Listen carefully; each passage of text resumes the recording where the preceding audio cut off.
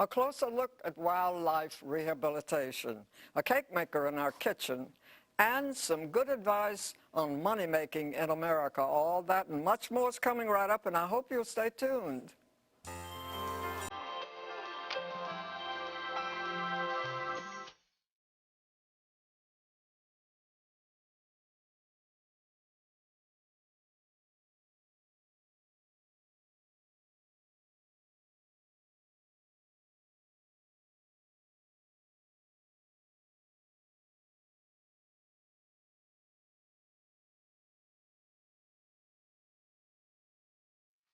Hello everyone, welcome to the show. We're very glad you're there, and today we'll take a closer look at the Environmental Studies Center in the Port City. And in our kitchen we have the expert cake maker on the Gulf Coast, and you know that's Judy Freeman, and more. But now let's take a look at consumer news across the nation.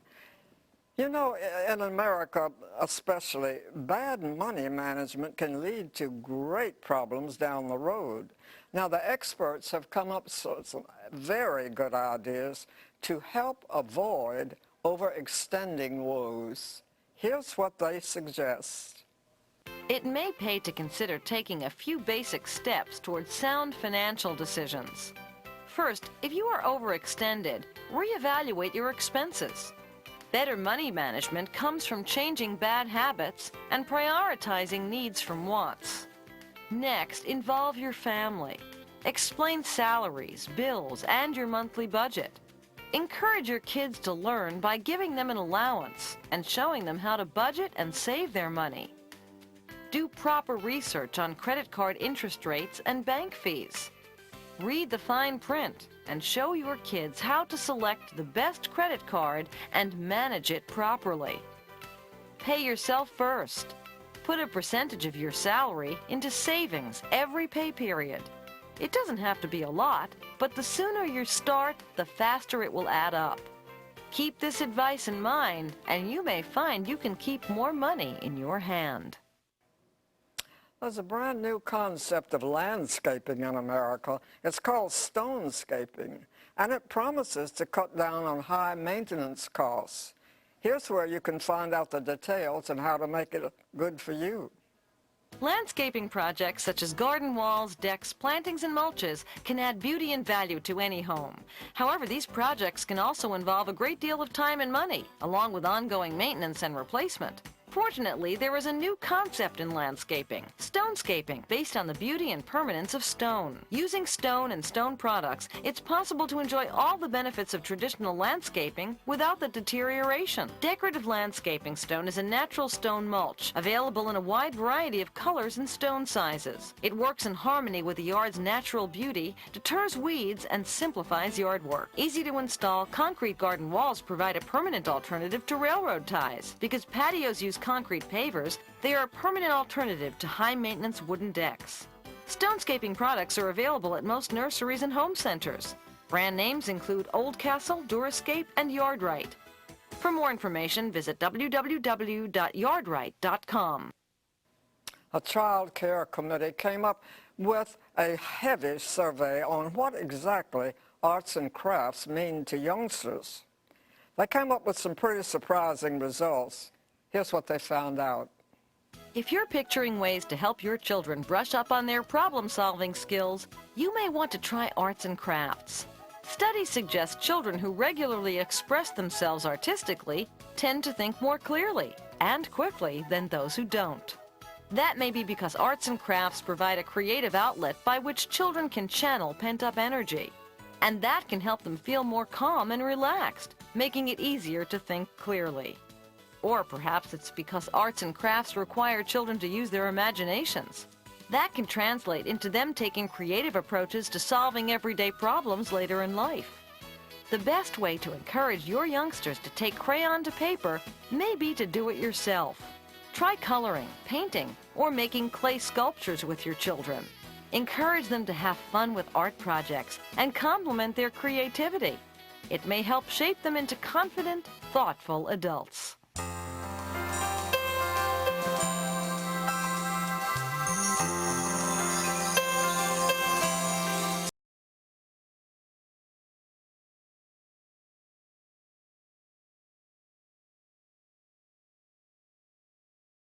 Welcome back. Well, the Environmental Studies Center in the Port City is a haven for injured or orphaned wild animals. And today, Susan Clement is here about the rehab department within the Studies Center. We're so glad to welcome you. Well, thank you for inviting me. Oh, about wildlife, any kind of an animal, I just am fascinated by. Now, what happens here is that you take care of maybe birds out of the nest, baby birds or squirrels or whatever, but you also handle grown animals that have been injured. Mm-hmm. Is there a certain season of the year that's heavier than others Yes. to have to help them?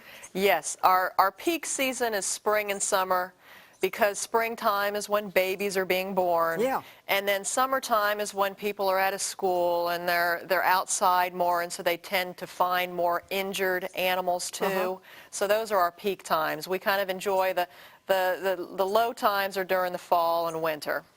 I read something in the newspaper about a bald eagle. This is a grown bird that was injured. Has that eagle been released, or is he still with you? The eagle is actually at a center over in Pensacola because they have larger facilities to house it, and it's looking like we'll be getting to release it at the beginning of the summer. Oh, really? Yes. Oh, for goodness sake. Yes. Well, now, you rely heavily, I guess, on volunteers. We're basically the rehabilitation program is not run, the environmental center is run by the Mobile County School System. Yes, I know. But the rehabilitation program is not. So basically, we're run through grants and donations, and so because of that, we rely a lot on volunteers. So we're always looking for people who are interested in helping us out, whether it be to help us raise babies or to come to the center and help us feed the animals there. Well, then you really do rely heavily on volunteers. Yes. And we have a telephone number that we'll be putting up. And if you want to volunteer and help out in that department of the Studies Center, please give them a call. Yes. I guess baby birds are pretty prolifically falling out of the nest. Yes. But what it causes, that bad weather, or they Yes. What we recommend with baby birds, there's 2 ages or stages that they go through. And sometimes after bad weather, they might fall out of the nest. But the 2 stages that they go through are nestlings, which is when they don't really have feathers and they need to stay in the nest. And if you find a nestling on the ground and you can reach the nest, it's actually okay to put it back. It's an old wives' tale about touching them. Birds can't smell your smell on them, your scent. The second stage that a baby goes through is a fledgling stage where they have feathers and they're starting to fly around. These are the ones people think fell out of the nest, but actually they jumped out of the nest and now they're learning how to fly. So actually they're supposed to be just left alone. Yeah. We recommend putting them in a bush where they're not out in the open and vulnerable to predators. In fact, I have the 2 different stages here. Do you want to look at what I have now? Yeah. Okay. Yeah. And What they're we have pretty here- active in that little container. One of them was trying to get out. Yeah. First of all, the nestlings, these are 2 nestlings right here. Oh, my These are 2 goodness. blue jay babies, and you can see they don't really have many feathers. In fact, I'm going to go ahead and feed them. What I'm feeding them at this stage is dog food that's been soaked in the water, and I have tweezers, and you just put it in there, and he takes it willingly. But these are the nestling stages. That And is then- amazing. He came up with his mouth wide open. He was hungry.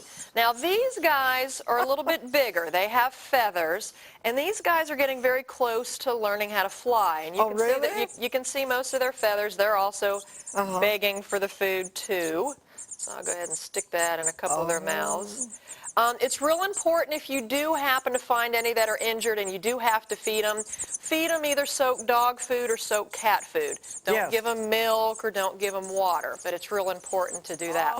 These are 2 house finches, and then we have a Carolina wren, and then the younger ones were blue jay babies. Oh, it's fascinating Yes. the way they're always hungry.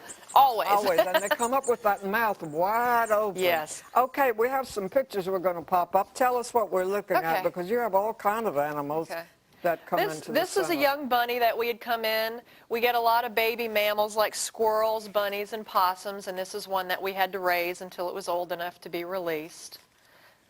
And then this is a fledgling mockingbird baby, which I'm hand feeding with the tweezers. I've got a piece of the dog food there. But you can see it's covered with the feathers. It's got wing feathers, and it's getting ready to fly. And this is actually an owl that we received back in November called a flammulated owl. That's actually not native to this region. It's actually native to the West Coast. And it came in with a broken wing. We think it might have got caught up in a storm and ended up here. And we actually had it shipped out to the West Coast. That's a great shot. And this is one of our volunteers, Crystal, and she has 3 baby possums there that she's raising for us. Look at those faces. Oh, yeah. What, do you have many possums? We do get a lot of possums. Possums, what happens is mama might get hit by a car and then the people find the babies on them. The neat thing about possums is they're raised in a pouch on mama's belly, and they stay in mama for about 2 months in the pouch, and so that's how we get them. Well, you know, Susan, I think volunteers would have to, if they want to get into it, maybe they call you just, what shall I do with this? Yes. Whatever I found. Yes. But they have to have some sort of a sensitivity to animals. But isn't it a temptation for them to want to pet them and love them? But that's not what it's about, is it? The whole goal of our program is to release them back to the wild. So you do have to step back and not get emotionally attached to them. We don't name them.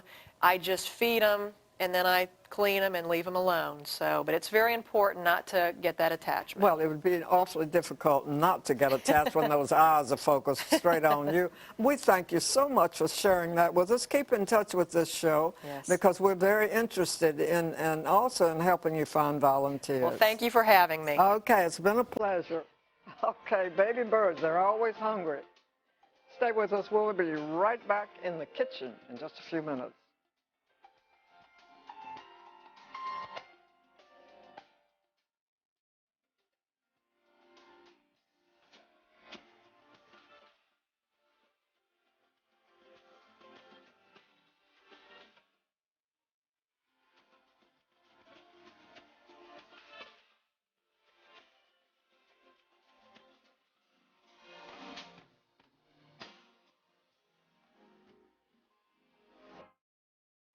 And we promised you a cake maker, and we have Judy Freeman here, and you're familiar with her, I'm sure, if you ever watch this show or some other shows around the coast.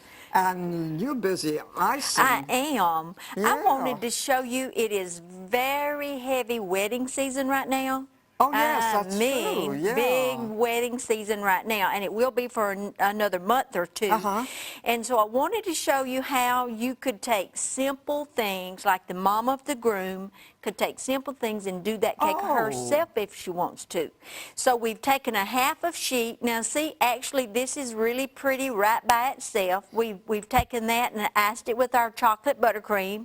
Yeah. But then we can take a quarter of a sheet, which is half of this one, and ice it. And what I wanted to do was kind of show you a simple technique to do some icing. And if I can get around here where I can see it and the camera can see it too, what is very, very popular right now is just the little whipped homemade kind of look. A bride came in this last week and she said, I just love that simple southern whipped kind of homemade. It looks fluffy. It does look fluffy. Yeah. Well, because it is fluffy. And what we can do is take this beautiful little look just like this, and if I can do it in just these very few minutes, you know, if you've got all day, you can do it at home. And just a back and forth movement just like that. And then when you get that done, we're going to work on the top. Now see, in just that few, 2 minutes, we've iced this cake. And we can just take our spatula and just do it like that and give it some real... Oh, you just sort of twirl your wrist a little round. Yeah. And plus now, what I'm going to do is I'm going to pick this one up. I'm going to set that right there. Get this one That is a right colossal here. cake. Isn't it pretty? Yeah. But I'm going to take this one, look. Are you going to put that on top? Yeah. Oh, for heaven's sake. How just gorgeous, Isn't that elegant, pretty? and then I will just take my spatula and just make a movement right down where I started there. And see, anybody, I think your grandchildren even could help you do something like that. Don't you? Don't Yes, you I think do. that could? Then, Ooh, right now, it's a gorgeous cake, just like it is. That's a pretty cake. that's a lot of cake. That's a lot of cake. Look what you could do, though. You could just Oh. sprinkle a few pecans. All right? See, that's another look. That gives it another face. Yeah. Okay, we could do that. Look at these beautiful orange circles. We could take them and do them just like this, like that. And I had a lady ask me a while ago, said, why would you mess up that fruit and put it on a cake? Well, I'll tell you why. Is every time you eat a piece of cake, if you have some beautiful fruit to go on it, the fruit will actually cleanse your mouth. Well, and not only that, they complement each other. Oh, the they cake do. taste and the Oh, fruit has they do. liquid in it. Yes. They do. And it also makes it very beautiful. Look how stunning it would be just like that. Oh. You could even turn your strawberry upside Yeah. down. Look how pretty a strawberry is. And watch that. See how pretty that would be You right know, down front? it's a simple idea, but it comes off in an elegant look. Oh, it's very elegant. Yes. Very, very elegant. Then we could take some beautiful pods of grapes. Oh, boy. We could nestle them in just like that. Look how it just takes on a gorgeous southern look. Yes. And plus, it's beautiful for your pictures. It's wonderful for your mouth. And it's just a decorative thing for your room, so you can put it down there. Your children, your grandchildren could help you. Now, I was wondering what you were going to do with those. Watch just how beautiful this becomes. Watch that. When you just simply lay that, look how pretty that is. Oh, for goodness sake. Well, that Isn't gives it the pretty? green, It yeah. does. It does. It adds Yeah. that. We could take a lemon and we could go in around like this and just add some dimension right here. Put it right down front. Well, And just add gorgeous color. Yeah, and it gives a choice of fruit. It Some people will does. enjoy the grapes, some will the orange, you It know. does, and then you could go on top and sprinkle a few more pecans. You could do walnuts. If you have a favorite, fruit of any kind, you could use just that. Now, what kind of cake do you usually use? A vanilla cake, chocolate cake? Or- Well, I had a lady come by a while ago, and she said, I like butter cake and chocolate icing. Oh, really? Groom's cakes usually are chocolate cake and chocolate icing because the bride's cake's always delicate, big, delicate, beautiful flavors going on. And so then we'd have, in our groom's cake, we'd have our dense, strong flavors, which would be chocolate. Yeah. Well, now, you have lots of orders, I'm sure, for wedding cakes, and for the groom and for the bride and groom. But to come up with creative ideas, but do you have people who want them, you might say, quote, tailor-made, and they want this on them and that? Can you accommodate that sort of thing? Yes, ma'am, we can. I'll have brides come through the door, and of course now, you know, when I started doing wedding cakes and groom's cakes, there was no website thing going on. Oh, no. Tell But me about now it. they come through my door with pictures from New York, from Really? I had never. everywhere, and they'll say, "Can you do this?" or "Can you do that?" or "I want this off of this cake and that off of that cake." I had never given that any thought, Yeah. but it matches what's happening all over the world. The Yes. scope Yes. is enormous of everything. Right. I have one little quick thing to tell you. I had Yeah. a bride go on my website from Paris, France, Really? and ordered a cake from Paris, and I took it to Orange Beach. You are kidding. It amazes me. I love that. Oh, I love that. Isn't that amazing I when love you think it. about it? I love it. It's a small world for real now. It we is. used to say that. It is. But now it has become a concise world. And what I see too is what I do in Mobile, Alabama, they're doing in Paris. I know. Can you imagine? I love that. And love it. all with a little Yeah. square. Yeah. Piece of Okay. cake. Thank you so much. I love it. There's a piece of icing over here, and I'm going to taste Help it. yourself. And happy birthday. And thank you. It is my birthday this week. That icing's so creamy. Thank you Wonderful. so You're much. welcome. Regular computer users often suffer from something called computer vision syndrome. However, there are some ways that you personally can help to prevent it or to make it better. And here's what we learned in this report. If you use a computer regularly, it's likely you suffer from computer vision syndrome, or CVS. Symptoms of this condition include eye strain or eye fatigue, burning eyes, light sensitivity, blurred vision, headaches, and pain in the shoulders, neck, and back. The main problem is that people don't blink enough while staring at their monitors, and the eyes dry out. Other causes include too much monitor glare, and in many cases, a need for glasses. To keep the eyes lubricated, be sure to take regular breaks from computer use. Look around, and be sure to blink. You may also benefit from a glare filter. Eyeglasses with an anti-reflective coating can help, even if you don't normally wear glasses. If you have symptoms of CVS, speak with an eye doctor. Remember, you don't want to be short-sighted when it comes to your vision. Thank you so much for joining us. That's our show for this week, and we'll see you next week.